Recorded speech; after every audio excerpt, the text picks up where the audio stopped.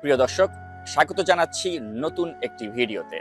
আজকের এই ভিডিওতে আপনাদের সামনে আমি কথা বলবো একটি খুবই স্পর্শকাতর বিষয় নিয়ে, অর্থাৎ যে বিষয়টির দিকে আপনাদের সকলেরই হয়তো এখন দৃষ্টি রয়েছে, অর্থাৎ মার্কিন রাষ্ট্রদূত পিটার হাস তিনি যে দিল্লি সফর করেছেন এই বিষয়টি নিয়ে।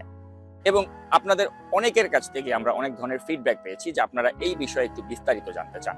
তো এই বিষয় নিয়ে আমার কাছে এক্সক্লুসিভ যে তথ্যগুলো রয়েছে সেটাই আপনাদের সাথে আমি এখন শেয়ার করতে যাচ্ছি। পিটার হাস হঠাৎ করে কেন দিল্লিতে ছুটি কাটাতে গেলেন, এবং আমাদের যারা দর্শক রয়েছেন নাগরিক টিভির তারাও অনেকে প্রশ্ন করছেন যে আসসালামু আলাইকুম বন্ধুরা, এভাবে ঝাড়ু নিয়ে নৌকার প্রার্থীদেরকে বিতাড়িত করছে বাংলাদেশের সাধারণ মানুষ। এভাবেই কিন্তু এক পক্ষ আরেক পক্ষকে ঝাড়ু নিয়ে পেটাচ্ছে আওয়ামী লীগের পাল্টাপাল্টি বিভিন্ন ধরনের নির্বাচনী প্রচারণায়। শুধু সাধারণ মানুষই নয়, এরা নিজেরাই নিজেদের মধ্যে লড়াই করে মৃত্যুবরণ করছে। তো বন্ধুরা, আরেকটি গুরুত্বপূর্ণ খবর যে যুক্তরাষ্ট্রের মুখাপেক্ষী হয়ে বসে থাকতে হবে না, এটি জানিয়েছে বিএনপির একজন ভারপ্রাপ্ত নেতা, যিনি আমেরিকায় বসে বিভিন্ন ভাবে নির্বাচনী বিরোধী প্রচারণা চালাচ্ছেন। তো চলুন তার কাছেই ফিরে যাই। এখানে তিনি বলেছেন যে পিনাকি ভট্টাচার্য এবং তিনি ইলিয়াস হোসাইন সহ বিভিন্ন ধরনের রাজনৈতিক বিশ্লেষকরা যারা সরকার বিরোধী বিভিন্ন ধরনের টক শোর আয়োজন করছে, ব্যক্তিগতভাবে ইউটিউবে আপলোড দিচ্ছে, তাদেরকে সবাইকে একসাথে হয়ে কাজ করতে হবে। তো চলুন সে কি বলছে সেটাই শোনা যাক।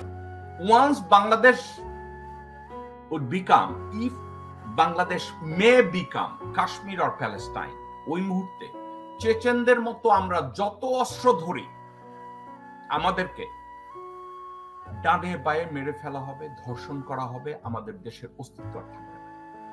এখন বাংলাদেশের অস্তিত্বের প্রশ্নে, বাংলাদেশের গণতন্ত্রের প্রশ্নে, বাংলাদেশের ভোটাধিকার পাওয়ার প্রশ্নে আজকের আমি কিছু কথা বলবো জাতিগতভাবে। সে কথাগুলোর মধ্যে একটা যে আমি ঘাড়ে নিলাম, এটা সমষ্টির কথা। আমাদের সবাইকে একত্রে কাজ করতে হবে। আমি যাদের নাম মেনশন করলাম সবাই বলবে আজকের জেকব মিল্টন কি চিন্তা করে এ ধরনের কথা বলতে গেল। একটা কারণ, আমাদের দেশের অবস্থা আসলেই খারাপ। আবার যারা এখন বাংলাদেশে বসে বসে নখ টাকাচ্ছে যে হাসিনা তো নির্বাচন করে দেবে, না, আমেরিকা তার পলিসি পরিবর্তন করে না। বাংলাদেশের নির্বাচনের প্রশ্নে ইউএস পলিসি স্টিল এক্সিস্ট এবং তারা এটার উপরে যা করার 100% করবে। আমরা অনলাইনে টিটার রহমানের কাছে আমরা কৃতজ্ঞ। উনি নাগরিক টিভির মতো একটা প্ল্যাটফর্ম তৈরি করেছেন, সাকিব সাংবাদিকতা করেছে, আজকে টিটার রহমানের সাথে একত্রে মিলে নাগরিক টিভির মতো একটা প্ল্যাটফর্ম তৈরি করেছে। আমি গর্বিত। মুশফিক ফজল আনসারী স্টেট ডিপার্টমেন্টে গিয়ে কথা বলা শুরু করেছে। আমি গর্বিত ইলিয়াস হোসেন বাংলাদেশ থেকে এখানে এসে কাজ করছে, যত পারছে চেষ্টা করছে। কনক সরোয়ার এখানে এসে সাধ্যমতো চেষ্টা করছে। পিনাকি ভট্টাচার্য ফ্রান্সে বসে চেষ্টা করছে। যে যেখান থেকে যা কিছু পারছে সবাই চেষ্টা। তো প্রিয় ভাইয়েরা, মাঠ ছাড়ছে না নুরু, তাকে কিন্তু গ্রেফতার করতে ভয় পাচ্ছে সরকার, কারণ তার পেছনে রয়েছে একটি বড় শক্তি। তো সে বিভিন্ন ভাবে কিন্তু সরকারকে হুমকি ধামকি দিচ্ছে। সরকার বিভিন্ন ভাবে তাকে প্রস্তাব দেওয়ার পরও কিন্তু সেই নির্বাচনে আসছে না। বাংলাদেশের সবচেয়ে বড় রাজনৈতিক শক্তি জামাতকেও জোরালোভাবে সমর্থন দিচ্ছে নুরু। তো চলুন নুরুর কথায় ফিরে যাই। আর সবশেষে আরেকটি গুরুত্বপূর্ণ ভিডিও আপনারা অবশ্যই দেখবেন, যেখানে বাংলাদেশে মার্কিন বিশেষজ্ঞরা আসছে নির্বাচন পর্যবেক্ষণ করার জন্য। নুরুর ভিডিওটির পরে সেই ভিডিওটা আপনারা দেখতে পাবেন। তো চলুন সেখানে ফিরে যাই। কিন্তু আমরা বলেছি বাংলাদেশের যে ছাত্র আন্দোলনের সফল ইতিহাস, সেই ইতিহাসে আমরা কলঙ্কের ছাপ লাগাতে পারি না। ছাত্র সমাজকে যৌক্তিক দাবিতে রাস্তায় নামিয়ে আমরা রাস্তা থেকে সরে যেতে পারি না। আমরা কিন্তু সরে যাইনি। ডাকসু নির্বাচন হয়েছে, আমাদেরকে ট্রোল করেছে, হুমকি দিয়েছে যে হেতু 50টা ভোট নাই, তারা আবার নির্বাচন করে। কিন্তু নির্বাচনে আমরা দেখিয়েছি 50টা না, 11,000 ভোট আমরা পেয়েছি। আমরা অধিকাংশ পদে আমরা জয়লাভ করেছি। কাজে কেউ সহকারী পুলিশ কমিশনার হিসেবে হয়েছে, কেউ বিশ্ববিদ্যালয়ের শিক্ষক হচ্ছে।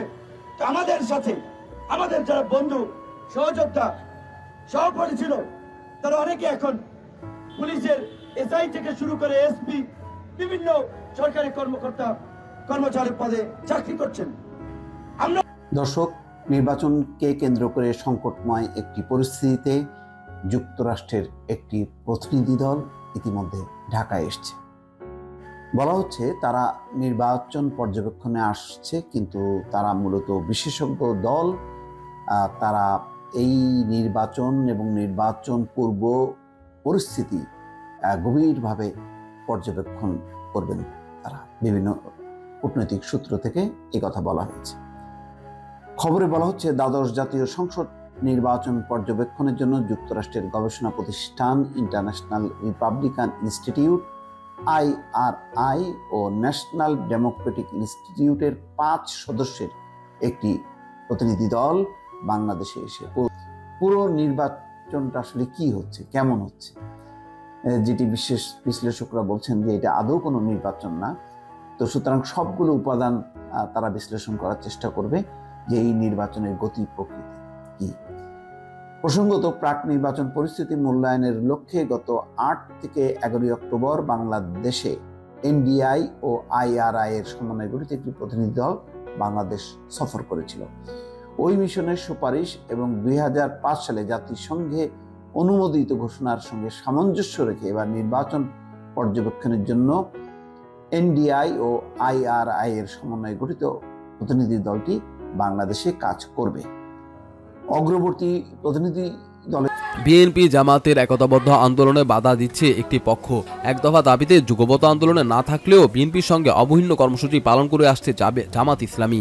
যুগপৎ আন্দোলনের শরিক লিবারেল ডেমোক্রেটিক পার্টি LDPর কর্নেল অবসরপ্রাপ্ত ডক্টর অলি আহমেদ বলেন, বর্তমানে যে জামাত আছে তাদের মধ্যে কোনো স্বাধীনতা বিরোধী নেই। আওয়ামী লীগ বারবার জামাতকে সঙ্গে নিয়ে বিএনপির বিরুদ্ধে আন্দোলন করেছে। 1986 সালেও আন্দোলনের সময় জামাতের সঙ্গে নিয়ে জাতীয় সংসদ নির্বাচনে অংশগ্রহণ করেছিল, অথচ সেদিন বিএনপি অংশগ্রহণ করেনি, শক্তভাবে আন্দোলন করেছে। একইভাবে আওয়ামী লীগ 1995 সালে জামাতকে সঙ্গে নিয়ে তত্ত্বাবধায়ক সরকারের দাবিতে বিএনপির বিরুদ্ধে আন্দোলন করেছিল। বিষয়টা এরকম, আওয়ামী লীগের যখন প্রয়োজন হয় জামাতকে বিএনপির বিরুদ্ধে ব্যবহার করতে দ্বিধাবোধ করে না।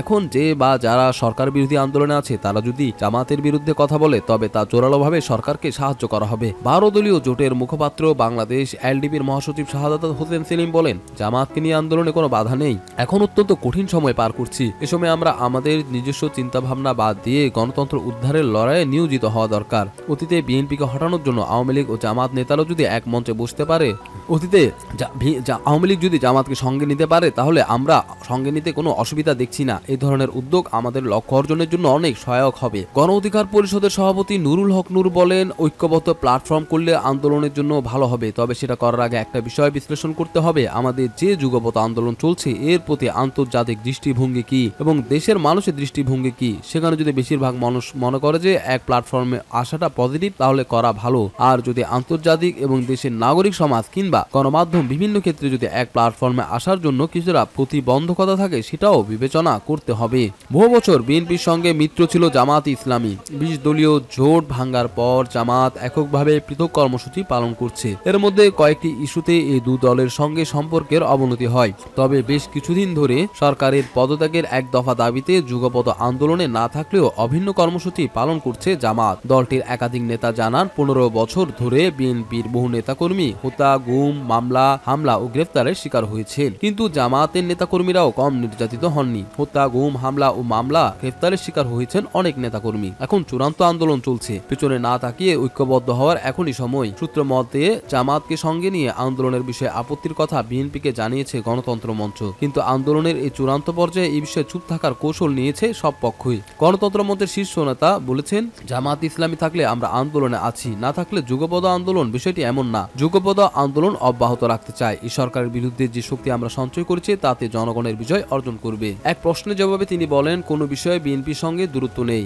আমরা অবরোধ থেকে বেরিয়ে এসে বিক্ষোভ মিছিল দিইনি। কখনো যুগপথের কর্মসূচি হুবহু মিলবে, আবার কখনো পার্থক্য থাকতে পারে বা নিজস্ব কর্মসূচির মতো হতে পারে। তাই হয় ফেসিবাদের বিরুদ্ধে ও ভোটাধিকার প্রতিষ্ঠার জন্য যে লড়াই হচ্ছে সেই জায়গায় আমরা ঐক্যবদ্ধ। বিপ্লবী ওয়ার্কার্স পার্টির সাধারণ সম্পাদক বলেন, যুগপথ ও যুগপথের বাইরে যারা আছেন তারা মনে করি এখন এই পর্যায়ে তারা যে অবস্থানে আছেন একই লক্ষ্যে আন্দোলনকে আরো জোরদার করা, আরো বিস্তৃত করা দরকার। এর পরবর্তীকালে সব দল মিলে আন্দোলনকে যখন আরো তুলে নেওয়া হবে তখন বিরোধী দলগুলোর মধ্যে সমন্বয় কিংবা বোঝাপড়া অথবা আরো কাছাকাছি আসবো, তখন নিশ্চয়ই আমরা উপযুক্ত একটা সিদ্ধান্ত গ্রহণ করব। এখন আমরা স্ব জায়গায় আছি, সেখান থেকে আন্দোলন এগিয়ে নিতে চাই।